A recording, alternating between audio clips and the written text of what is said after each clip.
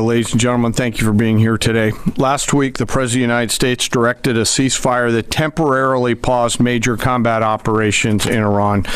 The unprecedented effort by America's joint force during Operation Epic Fury set the conditions for this ceasefire.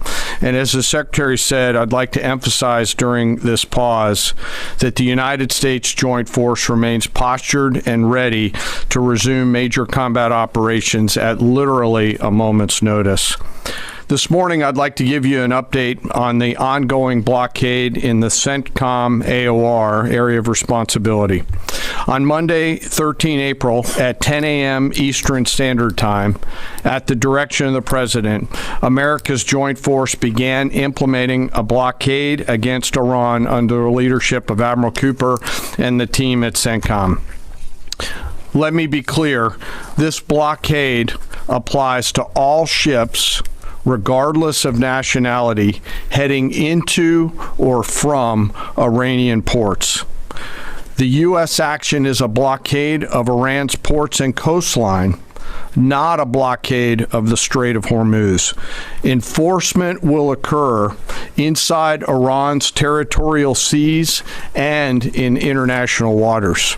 In addition to this blockade, the joint force, through operations and activities in other areas of responsibility, like the Pacific area of responsibility under the command of Admiral Paparo, will actively pursue any Iranian-flagged vessel or any vessel attempting to provide material support to Iran. This includes dark fleet vessels carrying Iranian oil. As most of you know, dark fleet vessels are those illicit or illegal ships evading international regulations, sanctions, or insurance requirements. More than 10,000 sailors, Marines, and airmen, over a dozen ships and dozens of aircraft are executing this mission. And let me walk you through this operation a little bit. Please go to the first slide. First to the graphic. This is taken before the blockade began. North is up. You can see the blockade line here in the center of the graphic, denoted by the red dashed line. This map is a pull from our common operating picture that we use to allow commanders and key leaders to see what is happening in near real time. We just grabbed screen grabs to highlight the actions and activities.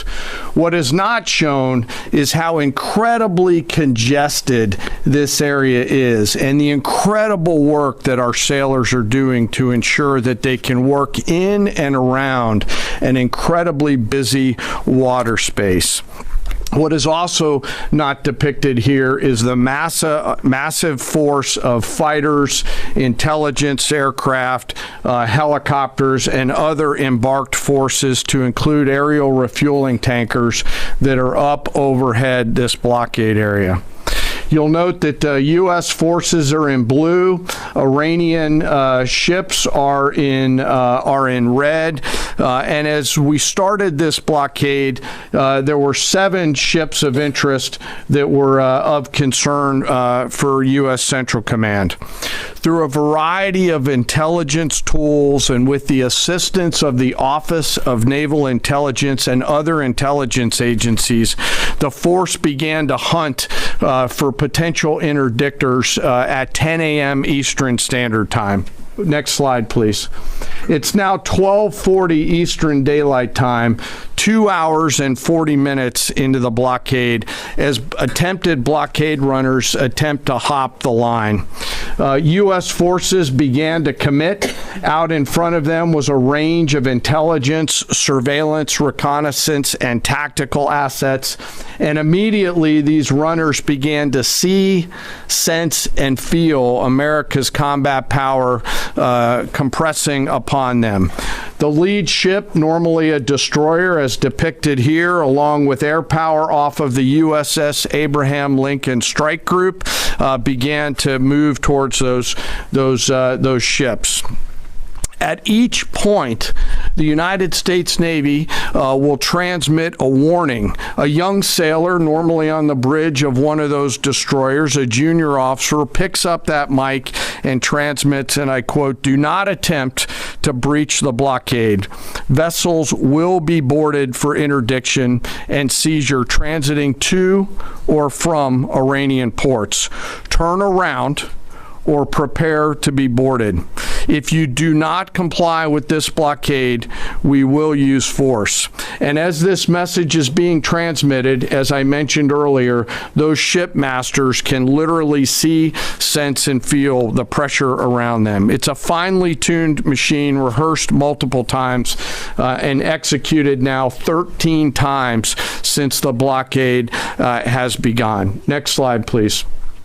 We're now 24 hours plus into the blockade. You can see the turning around of multiple ships, 12 of which stayed inside the blockade line, one of which not depicted off to the eastern side, turned around before even attempting it.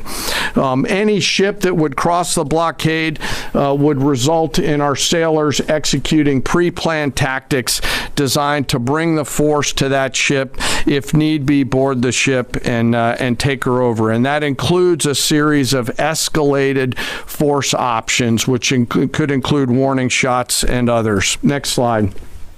The final graphic shows taken at 11:20 p.m. the night of 14 April. You can see that the captains of all these ships have made the wise decision not to move, transit, or run this blockade. As I mentioned, so far 13 ships have made the wise choice of turning around. And as we continue to hold this blockade at the order of the Secretary and the President, any vessel that compares to comply with our instructions will be dealt with accordingly. As of this morning, U.S. Central Command has not been required to board any particular ships. And I'll remind you that we are also conducting similar maritime interdiction actions and activities in the Pacific AOR against those ships that left that area before we began the blockade. Before I turn it over to Admiral Cooper, I want to talk briefly today about the men and women enforcing the blockade, America's sailors and Marines, and today particularly our destroyer and surface forces. When we talk about an American destroyer, it's important that you and the American people understand their capabilities. An Arleigh Burke-class destroyer are the backbone of the United States Navy surface fleet. Over 500 feet long, they displace 9,000 tons, and it is the sports car of the United States Navy. From the keel to the mast, they stand nearly 10 stories tall, and their 4 gas turbine engines can drive the ship at 30-plus knots. These ships are armed to the teeth with surface-to-air missiles, land attack cruise missiles, anti-ship missiles, anti-submarine rockets, torpedoes, 5-inch naval guns, multiple electronic warfare systems, embarked helicopters, extending the reach and capability of each and every one of these destroyers. But far and away, the most important weapon on board these ships is the American sailor. Over 300 warfighters are the heart and soul of these warships. At sea, sometimes for months, and these ships out in the CENTCOM AOR have been out there for months. They operate around the clock in a constant state of readiness, always delivering for our joint force. It's hot in the engine room. The engineering team keeps the lights on and the ship powered and able to respond to the orders from the bridge. On that bridge, our sailors maintain a constant watch, maneuvering the ship tactically and safely through always congested water space, and there is a lot out there. It is like driving a sports car through a supermarket parking lot on a payday weekend with thousands of kids in that parking lot as you attempt to maneuver through there to get to that ship that would attempt to run that blockade. Down in the Combat Information Center, the CIC, the Tactical Warfare Center of the ship, that is where the decisions are made. As threats appear, these young sailors are making real-time decisions on how to identify these threats and handle them, and they always deliver. These ships are run by the youngest sailors in our surface warfare Navy. The helmsman, the sailor on the watch at the bridge, is normally just between 18 to 19 years old, and they are trusted to drive this warship through that supermarket parking lot without hitting anything. The conning officer, an equally young commissioned officer who's normally just a few years out of college, is the ones that are giving that young helmsman the orders on where to take that American warship to execute the mission that the Secretary and the President has given us. These are incredibly well-trained sailors. They are led by incredible leaders, salty, experienced leaders, and trusted with deep responsibility. And I'm so humbled and proud of America's Navy. These sailors choose to take the road less traveled to go into the historic surface Navy, and they deliver every single day. Finally, as I often do, I want to highlight one of those surface sailors today and remember our fallen. Today we remember Ensign Robert Thompson of the U.S. Laffey, who died on this day in 1945 in the Battle of Okinawa. He was killed while fighting a fire along with 31 others as 2 Japanese kamikaze aircraft hit their ship. He passed away 1 week after his 22nd birthday and was posthumously awarded the Navy Cross. We remember Ensign Thompson today and all of our World War II vets who continue to give us the gift of a great example. And those surface warfare sailors who are out there doing the job right now take the courage, grit, and determination that those World War II vets gave us into these actions and activities that they're tasked to do every single day.